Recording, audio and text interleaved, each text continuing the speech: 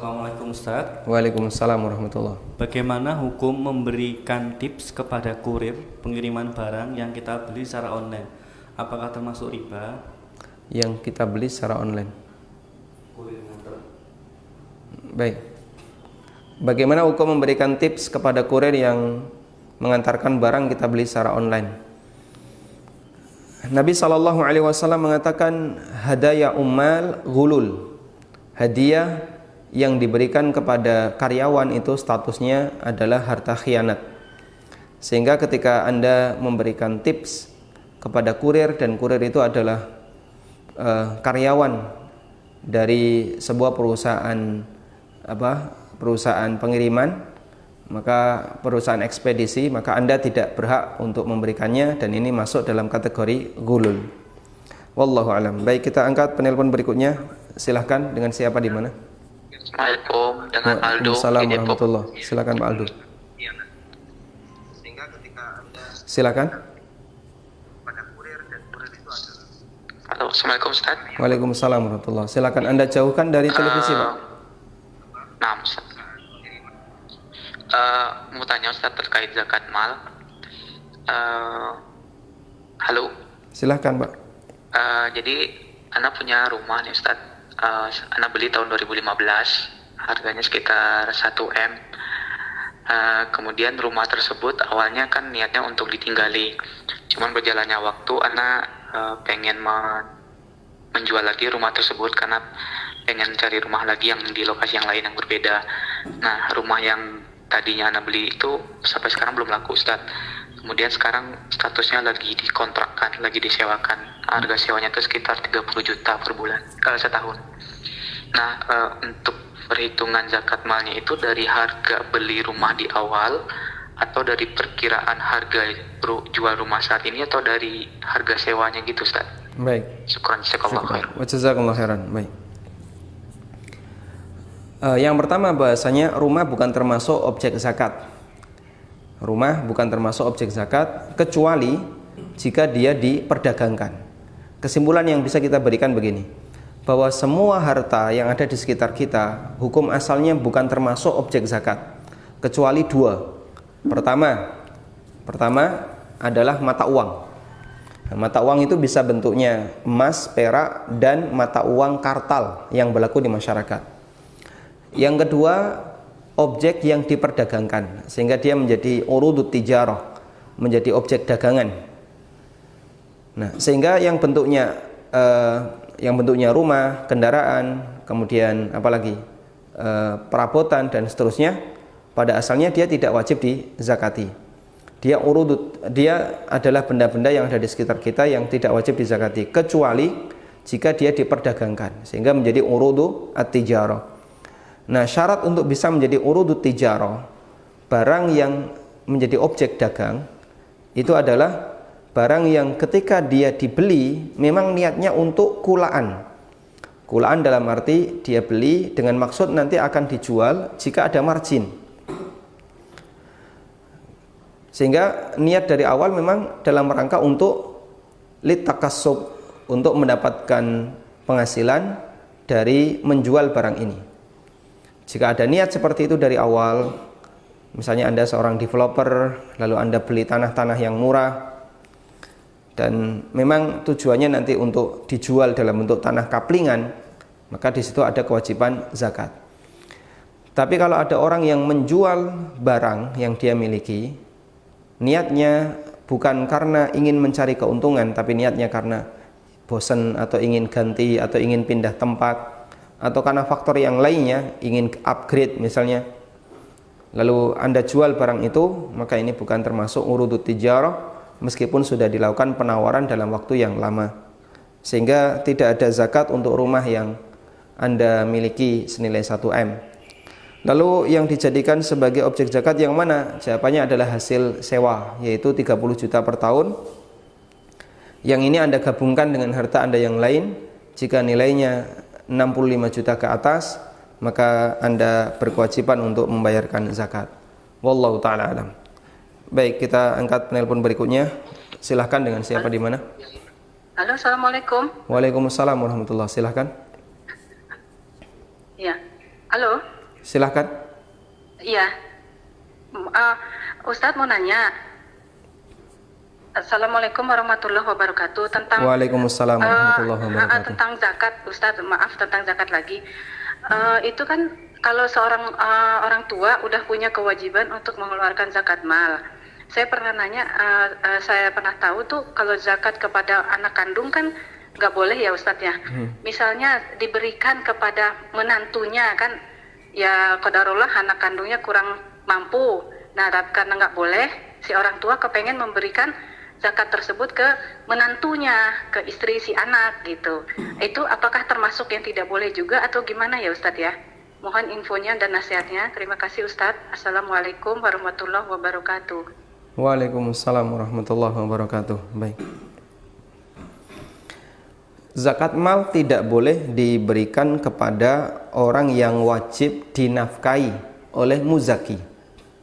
Itu kata kuncinya ya. Zakat mal tidak boleh diberikan kepada orang yang menjadi tanggungan nafkah bagi muzaki. Bisa anak atau orang tua atau saudara yang hidup satu atap dengan kita dan dia ikut bersama kita. Karena itu ketika ada orang yang dia masih punya hubungan kekerabatan dengan kita, hidup bersama kita, sehingga nafkah dia ikut kita, maka orang seperti ini tidak wajib atau tidak boleh menerima zakat kita. Dan tabi' yang mengikuti sifatnya hanya turunan. Karena itu ketika yang miskin itu istri, maka dia statusnya mengikuti suaminya. Karena itu wallahu ta'ala alam, untuk kasus ini saya belum bisa memberikan jawaban. Orang tua ini bermaksud memberikan zakat kepada anaknya, tapi dia merasa khawatir jangan-jangan ini melanggar, akhirnya dialihkan ke menantunya. Apakah ini boleh? Mohon saya dikasih waktu tunda dalam masalah ini. Fanadhiratun ila maisarah. Semoga pertemuan berikutnya bisa kita kasih jawaban ya. Baik, kita angkat pertanyaan berikutnya. Silahkan. Halo. Halo, silakan Pak. Ya, assalamualaikum. Waalaikumsalam warahmatullahi. Pak, ini nanya masalah warisan, Pak. Silakan Pak. Iya. Halo. Halo Pak, dengan siapa di mana Pak? Abu Fitria di Sidoarjo. Silakan Pak. Iya, mau nanya masalah warisan. Seorang meninggal, ya, punya ahli waris anak kandung wanita dan seorang istri dan cucu dari anak kandung tadi laki-laki. Cucu laki-laki dari anak perempuan. Halo? Ya. Cucu laki-laki dari anak perempuan ya. Iya, cucu laki-laki dari anak perempuan. Apakah mayit punya saudara Pak? Tidak ada, hanya itu. Orang tua? Orang tua tidak ada. Jadi ahli warisnya sudah tidak ada, hanya seorang istri, kemudian seorang anak perempuan dan seorang cucu laki-laki dari anak perempuan tadi. Baik. Itu cara baginya gimana, Pak? Baik. Mohon dibantu, Pak. Baik, Terima kasih. cukup, Pak. Assalamualaikum warahmatullahi wabarakatuh. Waalaikumsalam warahmatullahi wabarakatuh. Baik. Bertanya tentang warisan, ahli warisnya anak perempuan satu dan seorang istri. Yang berikutnya adalah cucu laki-laki dari anak perempuan. Cucu laki-laki dari anak perempuan, ibnul bin, itu statusnya dzawil arham. Dan dzawil arham tidak berhak dapat warisan. Sehingga yang berhak dapat warisan di sini ada dua. Yang pertama istri, yang kedua anak perempuan. Istri mendapatkan warisan 1/8 karena mayit punya anak, punya keturunan. Kemudian anak perempuan mendapatkan warisan setengahnya.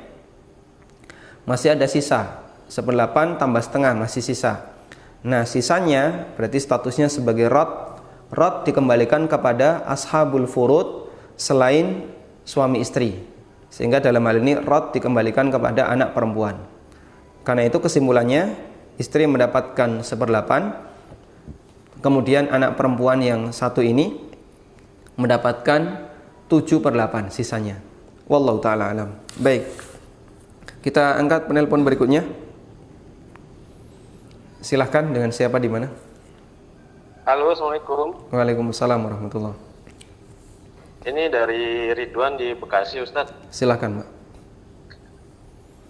Ini saya mau nanyakan status uang halal haram ya.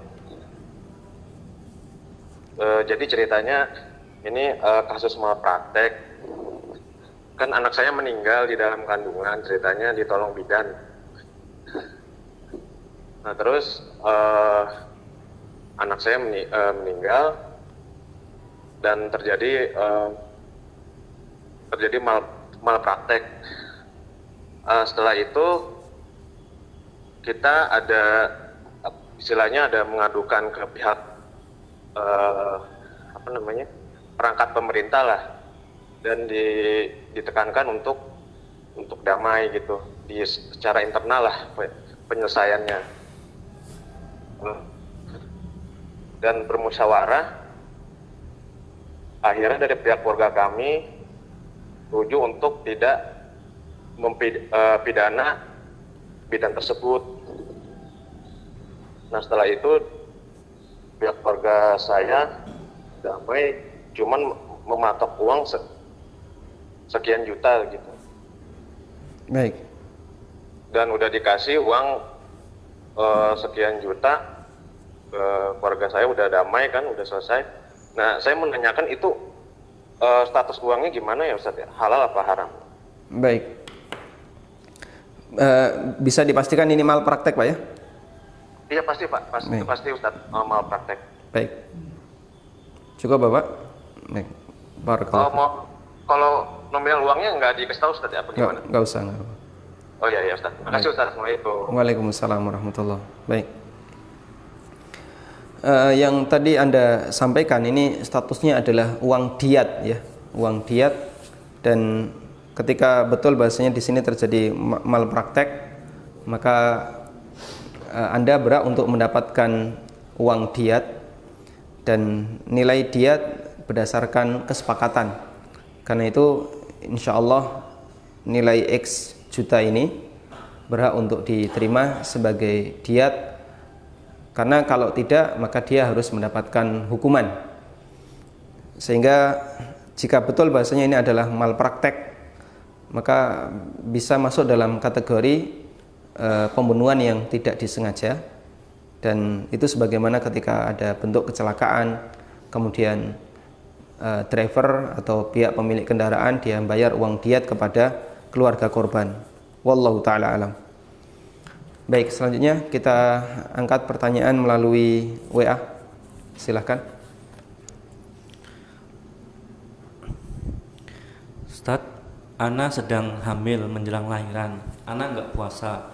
Bolehkah Ana bayar fidyah setelah Idul Fitri karena sekarang keuangan sedang sulit?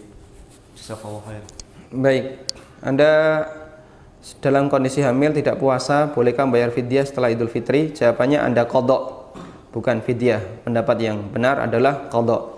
Sehingga nanti setelah Anda selesai melahirkan, kemudian bayinya sudah bisa disambung dengan makanan yang lain, ASI eksklusif sudah selesai, dan Anda sudah memungkinkan untuk berpuasa, maka Anda harus qadha puasa.